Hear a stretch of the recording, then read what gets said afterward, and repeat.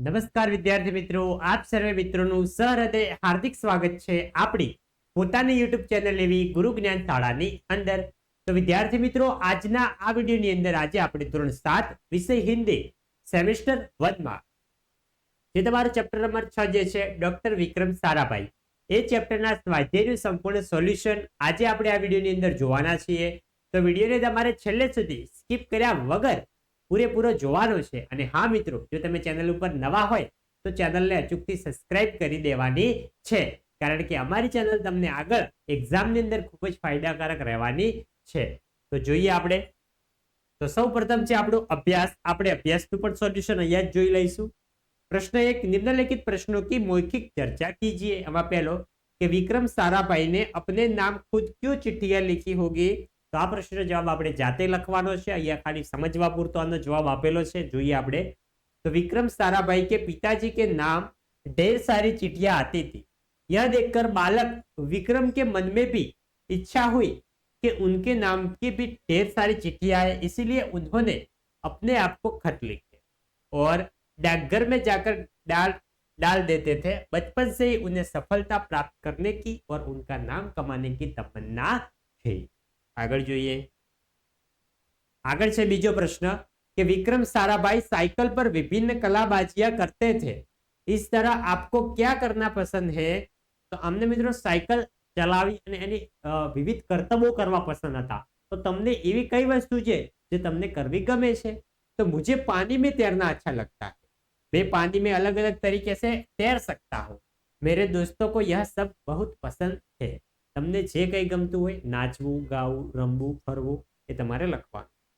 प्रश्न 2, इस पाठ को ध्यानपूर्वक पढ़ते हुए विक्रम साराभाई के बचपन की घटना अपने शब्दों में लिखिए. આ પાઠને તમે ધ્યાનથી વાંચો ત્યારે વિક્રમ સારાભાઈની કોઈક એવી બાળપણની ઘટના જે તમને યાદ હોય સારી રીતે, એ તમારે આ લખવાની છે.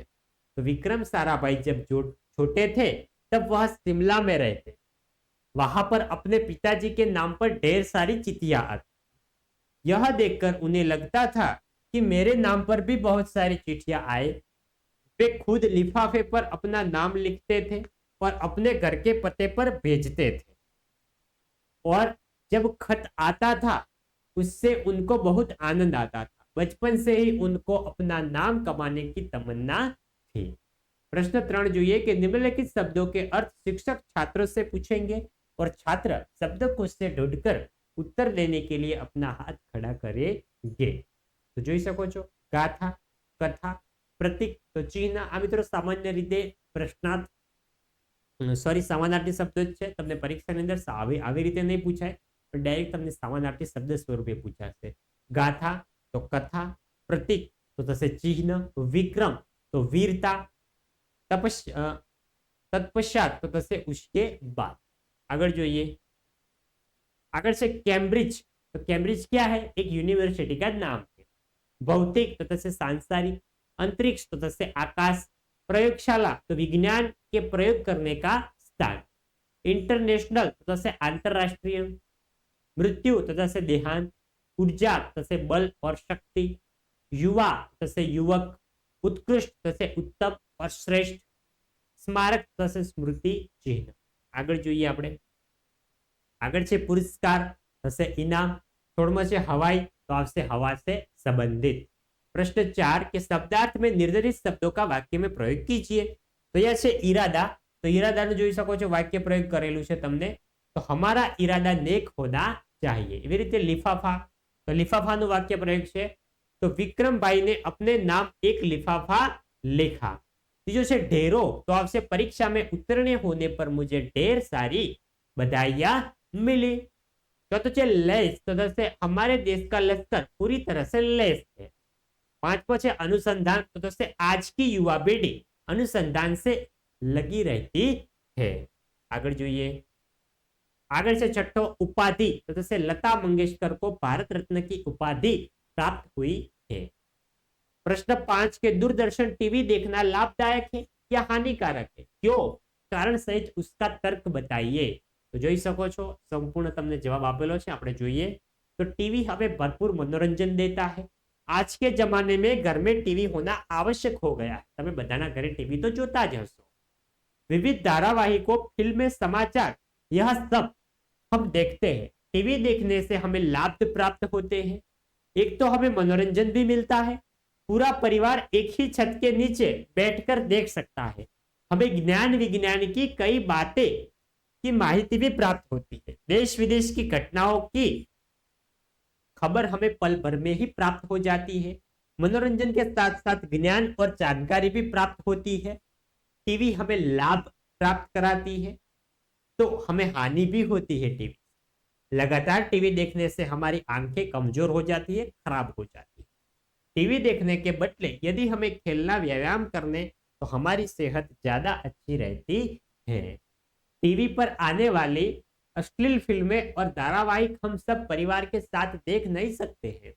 हमारे समय की बर्बादी होती है। तो मित्रों અત્યારે મિત્રો આવું જ છે, દરેક ફિલ્મોની અંદર આવા દ્રશ્યો મૂકવામાં આવે છે, જેથી કરીને આપણે બધા જ પરિવાર સાથે મળીને આવા ફિલ્મો અને આવા ચિત્રો ના જોઈ શકીએ। અને ત્યાંથી ફિલ્મ જે હોય છે, ટીવી જે હોય છે, આપણો ક્યાંક ને ક્યાંક મનોરંજન કરે છે, પરંતુ ક્યાંક ને ક્યાંક આપણો કિંમતી સમય પણ બગાડે છે। હવે આપણો અભ્યાસનું સોલ્યુશન અહીંયા પૂરું થાય છે। હવે આપણે જોઈએ આપણા સ્વાધ્યાયનું સોલ્યુશન। પહેલો છે કોષ્ટક में दिए गए शब्दों का उदाहरण के अनुसार बल्ले पर इस तरह के रखो जिससे अर्थपूर्ण वाक्य बने। તમારા સ્વાધ્યાયની અંદર તમને બેટ આપેલો છે, બેટમાં તમને શબ્દો મૂકવાના છે। અહીંયા જોઈ શકો છો, અહીંયા તમને ડાયરેક્ટ જવાબ આપેલો છે। તો પહેલામાં આવશે તો વિક્રમ साइकिल पर कलाबाजियां करते थे। बीजो यह बालक बड़ा होकर यशस्वी बनेगा। तीजो उनके प्रयासों से अहमदाबाद में लोक विज्ञान केंद्र की स्थापना हुई। चौथो डॉक्टर विक्रम ने भारत के विकास में उत्कृष्ट योगदान दिया है। હવે જોઈએ આપણે બીજો પ્રશ્ન। તો નિમ્નલિખિત એક વચન શબ્દો का बहुवचन बनाकर वाक्य में प्रयोग कीजिए। એટલે કે એક શબ્દ, એક વચન શબ્દ હોય એનું આપણે બહુવચન બનાવવાનું છે અને એનું વાક્ય પ્રયોગ કરવાનું છે। તો અહીંયા ઉદાહરણ છે લડકા, તેનું બહુવચન થશે લડકે અને એનું બહુવચનમાં થશે तो लड़के मैदान में खेल रहे हैं। આગળ જોઈએ, આગળ છે કિતાબ, તેનું બહુવચન થશે કિતાબે। तो मैंने 2-3 किताबें खरीदी। પછી છે નદી, તો થશે નદિયા, तो नदिया का पानी समुद्र में मिल जाता है। तो છે नारी और नारिया, तो नारिया हमारे देश की एक अद्भुत विशेषताएं है। नारिया मधुर गीत सुन रही है, ऐसा भी हम लिख सकते हैं। આગળ જોઈએ, આગળ છે પાંચમો માલી, તેનું મિત્રો માલિયા એવું ના થાય, માલીનું માલી જ બહુવચન થાય, તો માલી पौधों से फूल तोड़ रहे हैं। હવે છે ત્રીજો નિમ્નલિખિત પરિચિત का मातृभाषा में अनुवाद कीजिए। એટલે કે જે તમને આ પેરેગ્રાફ છે હિન્દી ભાષાની અંદર આપેલો છે, આપણે આપણી માતૃભાષાની અંદર આનું ટ્રાન્સલેટ એટલે કે અનુવાદ કરવાનું છે। આપણી માતૃભાષા કઈ છે? આપણે ગુજરાતમાં રહીએ છીએ તો આપણી માતૃભાષા છે ગુજરાતી, તો આપણે ગુજરાતીની અંદર આનું ટ્રાન્સલેટ કરવાનું છે। તો જોઈએ, તો તેઓ ફક્ત ઉચ્ચ કોટીના વૈજ્ઞાનિક જ નહીં પરંતુ કામમાં વ્યસ્ત રહેવા છતાં કલા, શિક્ષણ, સમાજ માટે પૂરતો સમય કાઢી લેતા હતા। તેમના જ પ્રયત્નોના લીધે અમદાવાદમાં લોક વિજ્ઞાન કેન્દ્ર અને નહેરુ વિકાસ સંસ્થાની સ્થાપના। અહીં તેઓ સામાન્ય માણસની વિજ્ઞાન પ્રત્યે રુચિ જાગૃત કરવા માટે કાર્ય કરતા રહ્યા। તો વિદ્યાર્થી મિત્રો, આ હતું આપણું ધોરણ 7 વિષય હિન્દી વિષયની અંદર ચેપ્ટર નંબર 6 જે છે ડોક્ટર વિક્રમ સારાભાઈ, એ ચેપ્ટરનું સ્વાધ્યાયનું સંપૂર્ણ સોલ્યુશન। તો વિદ્યાર્થી મિત્રો, વિડીયો તમને સારો લાગ્યો હોય, વિડીયોને અચૂકથી લાઈક કરીને જજો અને ચેનલ ઉપર નવા હોય ચેનલને પણ અચૂકથી સબસ્ક્રાઇબ કરીને જવાની છે। મળીશું આવનાર વિડીયો સાથે, ત્યાં સુધી આવજો। જય હિન્દ, જય ભારત।